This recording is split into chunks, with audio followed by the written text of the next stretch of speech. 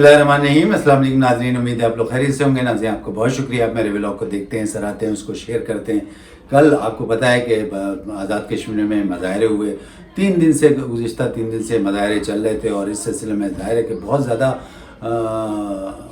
हंगामे हुए, बहुत ज़्यादा पुलिस और मुज़ाहिरीन के दरमियान झड़पें हुई, बहुत सारे पुलिस वालों पे भी बहुत ज़्यादा तशद्दुद हुआ। और इस तरीके से जनाब बिलाखिर जो है गवर्नमेंट जो है वफाकी गवर्नमेंट ने उनके तकरीबन 7 उनके मुतालबात थे, जिसमें से काफ़ी मुतालबात मान लिए गए और इस मुतालबात की रूह से तकरीबन 23 अरब रुपए की सब्सिडी दे दी गई है। देखें कि मरकज़ी हुकूमत ने 23 अरब रुपए की उनको सब्सिडी भी दे दी है। 20 किलो आटे की कीमत जो है वो 1000 रुपये हो गई है। इसी के तरीके से 3 फी यूनिट बिजली 3 रुपये हो गया। तो मतलब इस तरीके से ये हुआ। और जबकि अगर वैसे आप देखें तो गंदम की पैदावार आज़ाद कश्मीर में या मुजफ्फराबाद में बिल्कुल भी नहीं है। अगर गंदम आती है तो वो तो या तो पंजाब से आती है या इसके अलावा जो है फिर वो वहाँ से आती है, आपका सिंध से आती है, लेकिन बहरहाल वहाँ पे नहीं आती है। और उसके बावजूद ज़ाहिर है कि जब आप देखेंगे कि अगर सिंध और पंजाब से वहाँ जाती है तो ट्रांसपोर्टेशन कॉस्ट भी आती है, उसके अलावा और दूसरी भी काफ़ी चीज़ें जो है लगती है, लेकिन इसके बावजूद जो है वो सस्ती है। देखा जाए तो ये तमाम चीज़ें अगर कॉस्ट लगा के दिया जाए तो महंगी नज़र आती है, लेकिन पूरे पाकिस्तान में अगर देखा जाए तो पूरे पाकिस्तान से इस वक्त जो है सबसे ज़्यादा जो सस्ताई चीज़ें हैं, यानी सस्ती चीज़ें हैं, जिसमें मेन आटा ही होता है आपका, इसके अलावा जो है बिजली का है, जिस पे इस वक्त सारी कौम जो है मुश्किल में है। और वो सबसे ज़्यादा जो सस्ता है वो इस वक्त मुजफ्फराबाद और आज़ाद कश्मीर में है। जबकि आप देखेंगे मरकज़ी हुकूमत किस तरीके से, हमारी वफाकी हुकूमत IMF के साथ किस तरीके से कर्जे ले रही है और कर्जे जो लिए हैं उसकी किस्तें अदा कर रहे हैं। और जबकि यहाँ पे इतनी महंगाई है और सबसे ज़्यादा सस्ती जो चीज़ें हैं आटा और ये बिजली जो है, और इसके अलावा और भी अजनास जो कि वहाँ पैदा ही नहीं होते वो भी वहाँ पे बहुत सस्ते हैं। तो आप ये देखें कि एक हंगामा हुआ,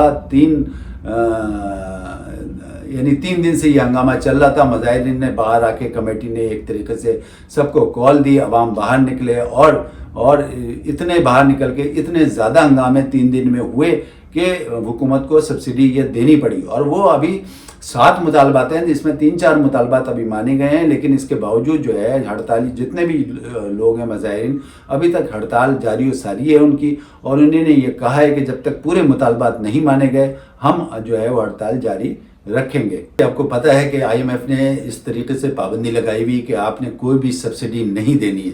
अब ये सब्सिडी वहाँ दे दी गई। लोगों का ये कहना है कि ये वही 9 मई के वाक़े की तरह हो रहा है। और अगर आज़ाद कश्मीर में ये वाक़या हो गया है तो ज़ाहिर है कि महंगाई तो पूरे पाकिस्तान में है। तो ये भी हो सकता है कि इसी तरीके से जो है हालात पंजाब में और सिंध में अगर ख़राब हो गए तो क्या वफाकी हुकूमत यहाँ पर भी सब्सिडी देगी? ये बहुत बड़ा सवाल है। अब जबकि सब्सिडी के लिए IMF ने ये शराइत रखी हैं कि आपने सब्सिडी नहीं देनी है, अगर आप सब्सिडी देंगे तो ये मुआहदा कैंसिल हो जाएगा। इस तरीके से लोग मुबस्सिरीन ये बात कर रहे हैं। तो अब लोग यही कह रहे हैं कि एक सूबे में एक तरीके से आज़ाद कश्मीर में या मुजफ्फराबाद में 3 दिन से हंगामों पे आपने इतनी बड़ी सब्सिडी दे दी और पाकिस्तान पूरा जो है वो इस कदर महंगाई की लपेट में है, जिसमें सबसे ज़्यादा आटा महंगा है, इसके अलावा जो है बिजली है, इसके अलावा जो है पेट्रोल है और दूसरे अजनास हैं, वहाँ पे कोई सब्सिडी नहीं दी जाती। तो अब इस तरीके से ये बातचीत हो रही है।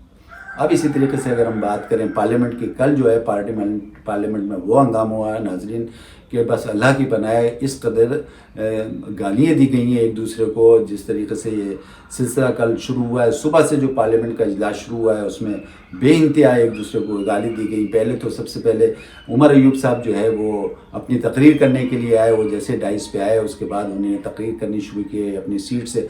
तो तकरीर बड़े तहम्मुल से सब लोगों ने, दोनों ऐवान के दोनों लोगों ने जो है वो तकरीर बड़े आराम से सुनी। लेकिन पता ये चला कि जैसे ही ख्वाजा आसिफ साहब आए उनकी जो जैसी तकरीर शुरू हुई तो ऐवान में एक हंगामा शुरू हो गया। और हंगामा सबसे पहले जो शुरू हुआ है वो लॉबी की तरफ से हुआ। लोगों का ये कहना है, मुबस्सिरीन का भी कहना है कि जो हंगामा और चीखो पुकार और इसके अलावा जो है नारेबाजी और एक दूसरे पे तानेबाजी जो शुरू होती है वो लॉबी से शुरू होती है। और लॉबी से जब शुरू होती है तो एक हंगामा क्रिएट हो जाता है। तो जैसे ही ख्वाजा आसिफ साहब ने तकरीर शुरू की तो एक हंगामा शुरू हुआ, लेकिन वो बोलते रहे। इसके साथ साथ उन्होंने एक दफ़ा जब ये कहा कि अयूब खान को जो है आप कब्र से निकाल के جو ہے اس کو ان کو پھانسی دینی چاہیے، کیونکہ سب سے پہلے آئین شکنی انہیں نے کی ہے۔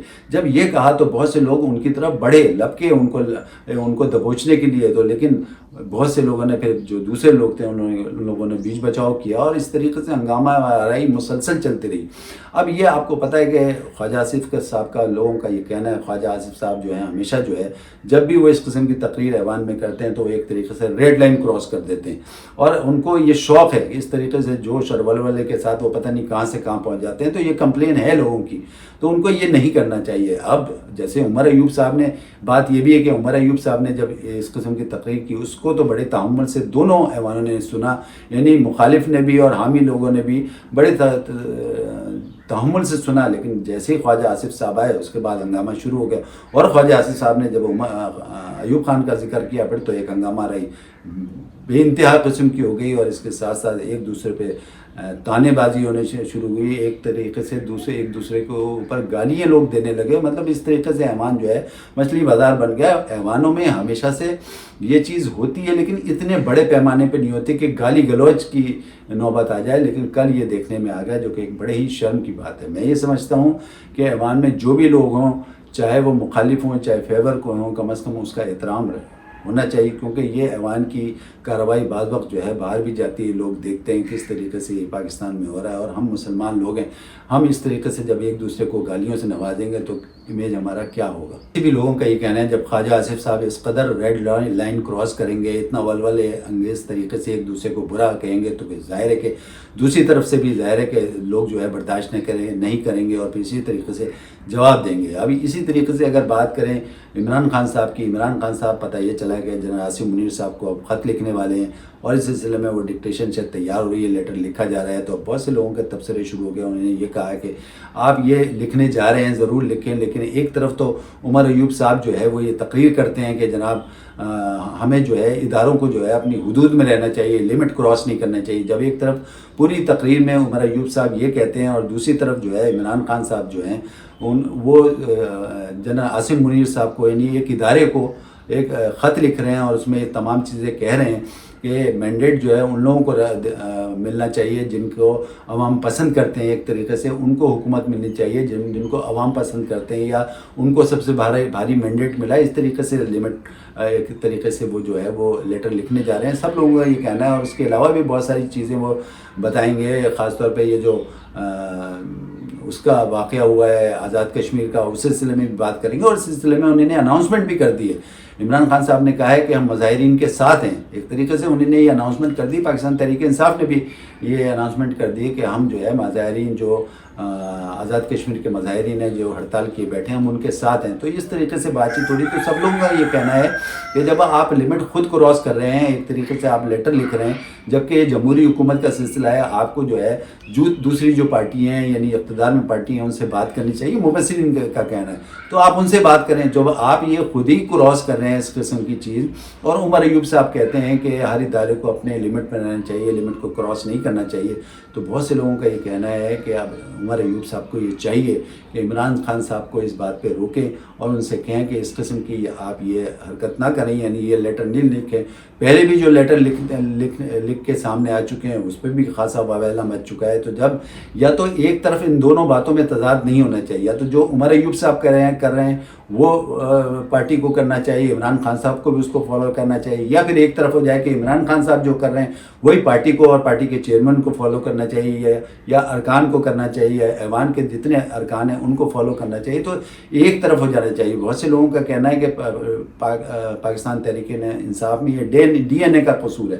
بات یہی ہے کہ ایک کچھ کہتا ہے دوسرا کچھ کہتا ہے، ایک اندر جاتا ہے باہر آ کے کچھ کہتا ہے، دوسرا اندر جاتا ہے باہر آ کے کچھ کہتا ہے، تو اس سے ایک تضاد جو ہے مسلسل بڑھ رہا ہے۔ ان کا یہ بھی کہنا ہے کہ کسی طریقے کا طرح سے اگر عمران خان صاحب اس بات کو یہ واضح کر رہے ہیں کہ جو کچھ بھی ہے ہم جو ہے وہ دوسری پارٹیوں سے یا برسر اقتدار پارٹی سے یا مرکز سے یا پاکستان پیپلز پارٹی سے یا پاکستان مسلم لیگ نون سے بات نہیں کریں گے، کیونکہ یہ بیکار ہیں، ان کے پاس کچھ بھی نہیں ہے۔ ان کا صحیح کہنا ہے، کسی حد تک مبصرین کا کہنا ہے کہ ان کو پتہ ہے کہ مین فورس جو ہے وہ ظاہر ہے کہ جی ایچ کیو ہے، پاک فورس ہے، انہی سے جو ہے وہ بات چیت ہوگی۔ تو سب لوگوں کا یہ کہنا ہے، ان کو اس طرح سے بہت اچھی طریقے سے اندازہ ہے کہ جو کچھ بات اگر بات بنے گی تو پاک فوج سے ہی بات ہو کے جو ہے وہ بن سکتی ہے. تو اور بہت سے لوگوں کا یہ کہنا ہے کہ تو آپ کو پتہ ہے کہ عمران خان صاحب خود کیسے آئے تھے، خود بھی اسی طریقے سے آئے تھے. جنرل پاشا اور جنرل فیض حمید کی جو ایک طریقے سے فیور کی وجہ سے وہ آئے تھے. مبصرین کا یہ کہنا ہے، وہ کہہ رہے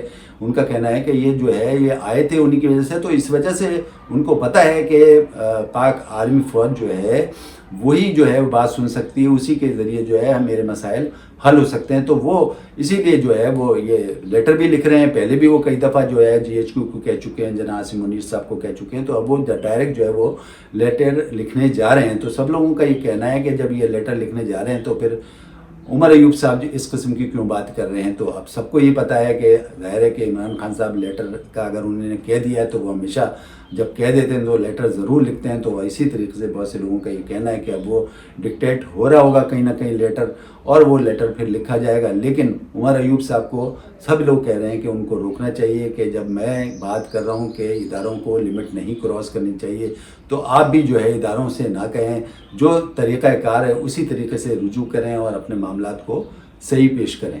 ناظرین اس وقت کے لیے اتنا کافی ہے. اپنے آسٹریلیا ترک کو اجازت دیں. اپنا خیال رکھیں. اللہ حافظ.